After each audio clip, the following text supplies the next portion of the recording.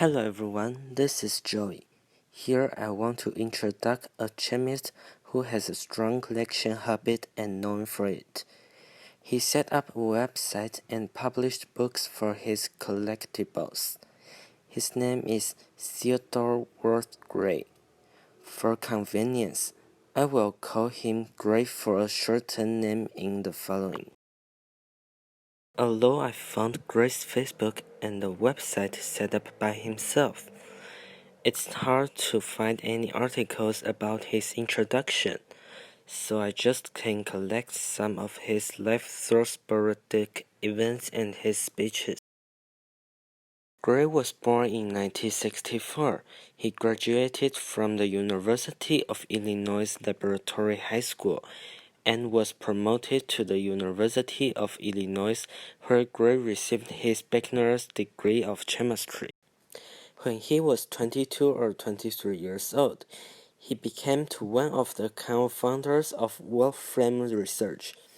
He set up the company with other collaborators in 1987 and launched a new software in the next year, the scientific computing software that is still popularly used today, Mathematica. Gray still had a lot of other events while working in the company, all of which were misunderstanding. It comes from a book, Uncle Tom's 10 Memories of a Chemical Boyhood, written by Oliver Sacks. Gray and his friends misunderstood a part of the book. They thought periodic table is a table in the form of a periodic table in the London Science Museum. They solved the misunderstanding later, but Gray just needed a table in the moment. This is really a good idea for Gray. Therefore, Gray spent his whole summer perfecting his table, making a lot of storage spaces under each element text for the table, and collecting some collectibles of elements inside the table. However, it was becoming out of control. He bought a lot of collectibles on eBay. Fortunately, Gray has enough money, otherwise he may be broken for this. Such an interesting event even shocked Oliver Sacks. He found Gray and visited his table of periodic table. This misunderstanding even known by the official unit of the Ig Nobel Prize, and they decided to award Gray one of chemistry award. Gray didn't expect this to be known, so he kept doing it and set up a website to show his collectibles. An editor of the popular science magazine read this website. He visited Gray and asked him to write for the Popular Science of Chemistry special journal. Finally, Gray agreed and began his writing career more than 10 years. During this period, he upgraded his website, added photos of collectibles, and even sold posters of periodic table. One day, he decided to make some contributions to the chemistry he loved.